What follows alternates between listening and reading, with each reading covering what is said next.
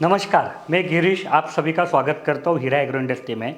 तो आप सभी लोगों ने हमारी कई सारी वीडियो देख के ड्रिप इरिगेशन के बारे में काफ़ी कुछ जानकारी पा ली है, लेकिन एक सवाल हमेशा किसान भाइयों की तरफ से पूछा जा रहा था कि भाई जो बोलते हैं सब लोग कि ड्रिप इरिगेशन के माध्यम से खाद देना आसान है या ड्रिप इरिगेशन के माध्यम से जो खाद है वो फसल के जड़ तक दी जाती है, तो वो चीज़ क्या रहती है। और यही चीज़ के ऊपर फिर कई लोगों के मन में अलग अलग सवाल थे कि भाई फिर ये इसके लिए कोई मोटर लगती है क्या, ये कितने का आता है या इसमें कुछ कौन सा तंत्रज्ञान रहता है। और बहुत सारी गलत फहमियाँ भी थी कि भाई कुछ यूट्यूब पे ऐसे कई सारे वीडियो है कि जुगाड़ करके ये खाद देने का आसान हो जाता है।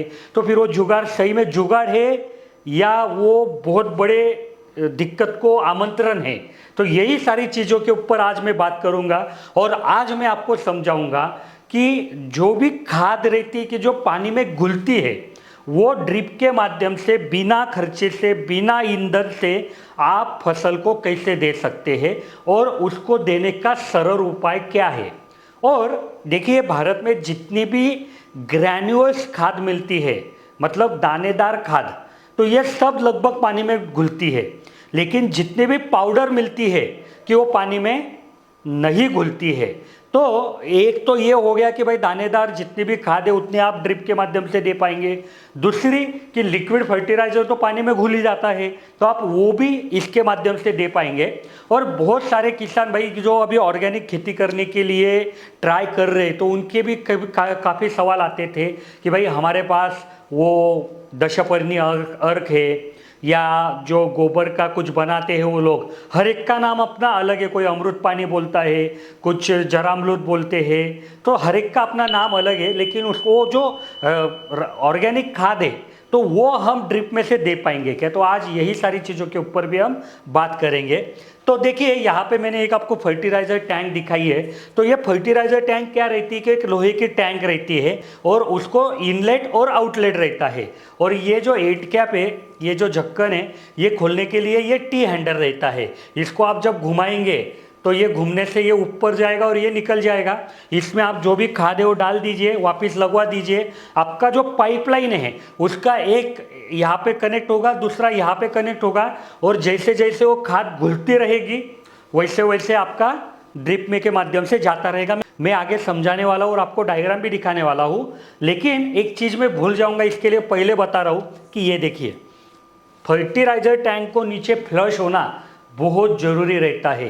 क्योंकि देखो आप जो भी खाद इस्तेमाल कर रहे हैं ना, ये एक आखिरी में जो कोई ऑर्गेनिक कर रहा है तो बात अलग है, लेकिन जो भी रासायनिक खाद इस्तेमाल कर रहे हैं तो वो एक केमिकल है, और अगर वो केमिकल इसमें रह जाएगा तो फिर आपकी ये टंकी पूरी सड़ जाएगी, गंज जाएगी।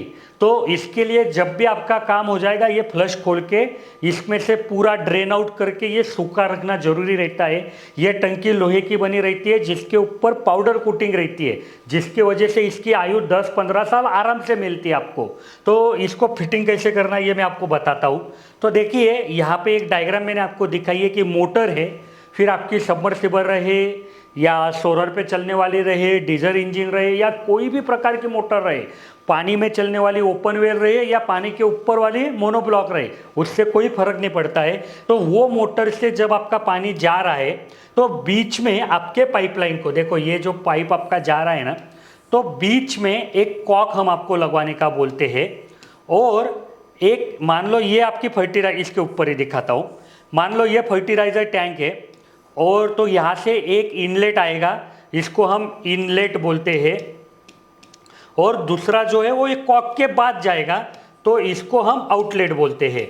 तो इससे क्या होता है कि जब भी आप ये कॉक थोड़ा सा बंद करते हैं, क्योंकि आपकी पाइपलाइन देखो 2 इंची है, 2.5 इंची है, 3 इंची है, 4 इंची है, जो भी साइज है, लेकिन ये जो कनेक्शन है ये आपने आधा पौना या ज़्यादा से ज़्यादा 1 इंच निकाला रहता है। तो थोड़ा सा भी ये कॉक जब बंद करेंगे ना तो बाकी पानी इसमें जाएगा, इसमें आपने खाद डाल दी है तो खाद जैसे घुलेगी वैसे वो ये पानी के माध्यम से आपके ड्रिप में चली जाएगी। कई सारे इसमें फायदे हैं, मैं बताऊंगा आपको आगे। तो इस तरीके से यहाँ पे इसका स्टैंडर्ड इंस्टॉलेशन दिखाया है। एक सवाल हमेशा आता है कि भाई जो फिल्टर है वो इसके पहले लगवाना चाहिए या इसके बाद? तो देखो फिल्टर इसके बाद लगवाना चाहिए। वैसे तो इसमें से कोई ऐसी खाद आगे जाएगी नहीं, क्योंकि अंदर भी हमने एक छोटा सा फुटवार जैसा फिल्टर लगाया रहता है, लेकिन इसके आगे फिल्टर लगाएंगे तो पूरा आपका सिस्टम एकदम सिक्योर हो जाएगा। तो यही चीज़ यहाँ पे मैंने दिखाई है, आप इसका स्क्रीनशॉट निकाल लेंगे तो आपको ज़्यादा जानकारी मिलेगी। मैं ये सब रब कर देता हूँ तो फिर आपको ये समझने में कोई दिक्कत नहीं आएगी। तो ये आप स्क्रीनशॉट निकालेंगे तो आपको और ज़्यादा इसमें समझ में आ जाएगा।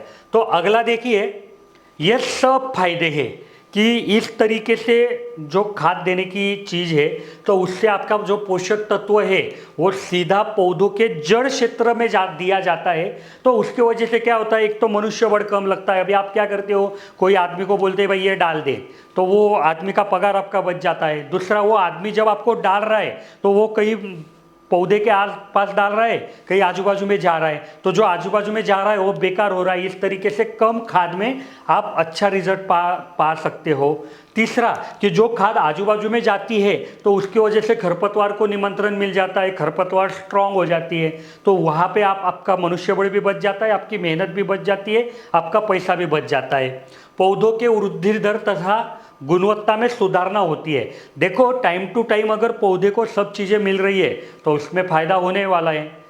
तीसरा, पोषक तत्वों की उपलब्धता और उनका पौधों की जड़ों द्वारा उपयोग बढ़ जाता है, क्योंकि आप जब वो खाद पौधों के जड़ के आसपास दे रहे हैं ना तो उसको तुरंत लेना चालू करते हैं। सामान्य परिस्थिति में क्या होता है कि मान लो आपने 20 ग्राम खाद हर पेड़ को इस हिसाब से दिया और 2 ग्राम 4 ग्राम बाजू में गिर गया, तो वो आपका खाद का असंतुलन हो जाता है। उसके वजह से आपका फसल का जो ग्रोथ है वो भी एक समान नहीं होती और आपको कई सारे प्रॉब्लम आते हैं। और क्या होता है कि जो खाद पौधों के आसपास पड़ी है वो तो तुरंत ले लिया, लेकिन जो दूर गई है उसके लिए उनको टाइम लग जाता है, तब तक वो खरपतवार वगैरह भी उसको ले लेती है, तो वो सब वेस्ट हो जाता है।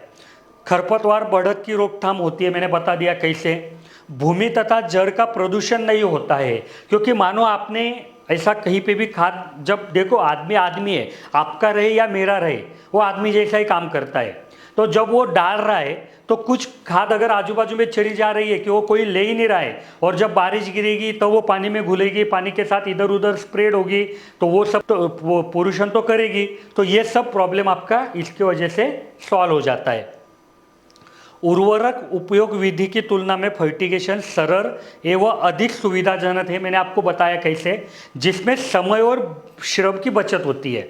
रेतीली और चट्टानी भूमि में भी खेती करना संभव होता है, तो भाई मतलब आसान हो जाता है।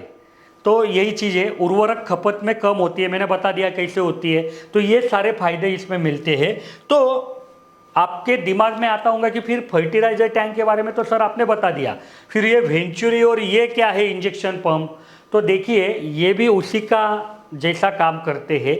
इसको तो कुछ इलेक्ट्रिक वगैरह भी लगती है, लेकिन ये सेम ऐसा ही काम करती है। लेकिन वेंचुरी में प्रॉब्लम क्या है, एक तो जो खाद है वो आपको हाथ से घुलानी है। फर्टिलाइजर टैंक में क्या है भाई, उसका एंड कैप खोला, उसमें खाद डाल दिया आपने और लगा के चले गए, 2-3 घंटा आप दूसरा काम करो, आपको उधर दिखने की ज़रूरत नहीं है। लेकिन वेंचुरी में क्या है कि वो 200 लीटर का ड्रम लोग बनाते हैं, उसमें पानी भरते हैं, उसमें खाद डालते हैं, उसको घोलते हैं। वो जब डिजॉल्व हो गई तो वेंचुरी के माध्यम से उसको पाइपलाइन में से देते हैं, वो 15 मिनट 10 मिनट में खाली हो गई कि वापस आते हैं और वो सेम करते हैं। तो इसमें आपको मनुष्य बड़ लग जाता है, तो फर्टिलाइजर टैंक में ये काम आपका बच जाता है। दूसरा कि क्या होता है कि वेंचुरी में जो 200 लीटर का ड्रम है वो 15 से 20 मिनट में खाली हो जाता है। तो आपका हर एक पौधे को एक समान खाद मिलने की जो प्रोबेबिलिटी है, जो चांस है, वो कम हो जाता है। क्योंकि मान लो आपका ये 4 एकड़ का क्षेत्र है और आपने 4 एकड़ के हिसाब से खाद का प्लानिंग किया और आपका 15 मिनट में, मतलब 3 घंटे का आपका शेड्यूल था पानी देने का, उसमें आधा घंटा या पौने घंटे में आपने 3 बार खाद दे दी और वो खाद कुछ एरिया में ही ज़्यादा लग गई, बाकी एरिया में कम लग गई, तो फिर आपका बाकी एरिया में खाद कम मिली। तो ये प्रॉब्लम इधर नहीं आता है। और यूज़ करते समय भी वेंचुरी से आपका फर्टिलाइजर टैंक इस्तेमाल करना बहुत आसान है। ऐसा क्यों बता रहा हूँ, क्योंकि देखो मैंने आपको क्या बोला कि मेन पाइपलाइन को बीच में एक कॉक लगवा के इनलेट और आउटलेट आपको निकालना है। तो वेंचुरी भी वैसे ही फिट होती है। यहाँ पे आप फर्टिलाइजर टैंक फिट करो ये दोनों छोर को, या वेंचुरी फिट करो, लेकिन वेंचुरी काम करने के लिए ये 1 पॉइंट और ये 2 पॉइंट, तो ये दोनों पॉइंट में कम से कम पानी का प्रेशर 1 kg होना, फर्क होना जरूरी रहता है। तो इससे क्या होता है कि इधर मानो आपका 4 kg प्रेशर मिल रहा है, तो इधर मान लो आपका 3 kg प्रेशर मिल रहा है और इधर 4 kg मिल रहा है, ठीक है। तो इसके वजह से क्या होगा कि पीछे का बैक प्रेशर बढ़ते चला जाता है, तो आपके पाइपलाइन फूटने की संभावना रहती है, आपके मोटर को जलने की संभावना रहती। दूसरा कि कुछ पानी पीछे दब जाता है तो आगे इरिगेशन को पानी कम मिलता है आपको। अगला कि आपको ये ऑपरेट करने के लिए प्रेशर देना जरूरी है, और कोई भी सिस्टम अगर प्रेशर में काम करती है तो ज़्यादा मेंटेनेंस निकालती है। तो ये सारे प्रॉब्लम फर्टिलाइजर टैंक में आसान हो जाते हैं। तो इसकी वजह से आपने उसको प्रेफर करना चाहिए, और ये तो हमने कभी प्रमोट किया ही नहीं। एक तो महंगा बोट है, इसमें इलेक्ट्रिक इलेक्ट्रॉनिक सब कुछ है, तो फिर इसका मेंटेनेंस भी आपको वैसा ही रहेगा।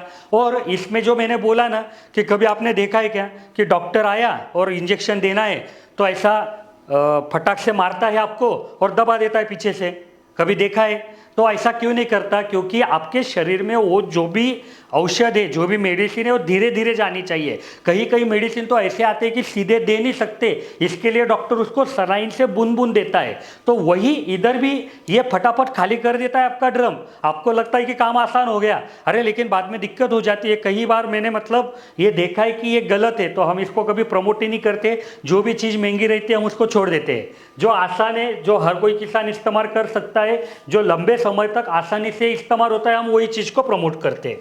तो फर्टिलाइजर टैंक में देखो मैंने बोला एक एंड कैप रहती है ऊपर, कि इसको आप जब ऐसा घुमाएंगे तो ये खुल जाएगी, ढक्कन खुलेगा, अंदर जो भी आप आपका काम कर पाएंगे। ये देखो ये जो कंटिन्यूसली खोल फिटिंग का है ना, तो यहाँ पे हमने बड़े बड़े थ्रेड दिए और गहरे थ्रेड दिए। तो इससे क्या होता है कि ये स्लिप कभी नहीं होगा। इसको प्रॉपर मैंने 3 सपोर्ट दिए हुए, मैंने वीडियो के शुरुआत में बता दिया था फ्लश का या ड्रेन वॉल का क्या महत्व है। पाउडर कोटिंग रहता है ये भी आपको बता दिया है। अंदरूनी जो रचना है वो ऐसे रहती है कि ये जो इनलेट का पानी है ये ऊपर आएगा आपका, ये उल्टा दिखाया हमारे लोगों ने, तो ये इनलेट है, तो ये यहाँ से जाके अंदर जाएगा, तो ये एक टर्बो फ्लो तैयार करता है कि आपका पानी ऐसा जो खाद है उसको घुलते रहता है, और फिर जो भी घुला हुआ खाद है वो यहाँ से आपका बाहर जाता रहता है। तो ये उसका एक डायग्राम है, मैं आपके लिए इरेज करता हूँ, आप इसका स्क्रीनशॉट निकाल लेंगे तो बाद में आप इसको गहराई से समझ पाएंगे। तो यहाँ पे देखो हमारे किसान भाई ने एक्चुअल में आपको फर्टिलाइजर टैंक कैसे फिट किए ये दिखाया है। देखो ये जो बीच का कॉक है इसके बारे में मैं बात करता हूँ। इनकी मोटर इधर है, मतलब ये इनलेट है और ये आउटलेट है। तो इस तरीके से ये काम किया है। देखो पानी यहाँ से आया, फिर यहाँ से ये खाद दी गई, फिर आगे ये फिल्टर लगवाया है और यहाँ से उनके खेत में गया है। तो आपको बिल्कुल समझ गया होगा, ये सिस्टेमेटिक डायग्राम है कि भाई पानी का सोर्स, मोटर, मेन वॉल, अगर पानी में आपके रेत आ रही है तो हाइड्रोसाइक्लोन, फिर फर्टिलाइजर टैंक, फिर सैंड फिल्टर, फिर सादा फिल्टर, फिर ये मेन पाइपलाइन, फिर ये सब पाइपलाइन को आपने नली जोड़ी है। तो इस तरीके से ये काम करना रहता है। मुझे लगता है कि अभी आपके मन में फर्टिलाइजर टैंक के बारे में कोई भी डाउट नहीं होगा, तो भी अगर कुछ चीज़ छूट गई है, आपको मालूम है, मुझे मालूम नहीं है, तो आप कमेंट में बोलिए। आपके मन में कोई भी सवाल है तो आप कमेंट में पूछिए, मैं उसका जवाब अगले कुछ वीडियो में देने की कोशिश करूंगा। अगर आपको ये सब प्रोडक्ट के बारे में तुरंत कुछ जानकारी चाहिए तो हमारे इंजीनियर सुबह 8 से शाम 6 बजे तक अवेलेबल रहते हैं। आप उनको कॉल कीजिए, आपको पूरी मदद करेंगे।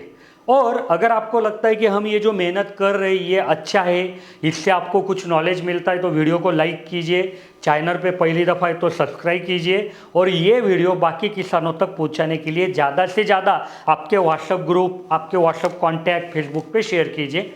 धन्यवाद।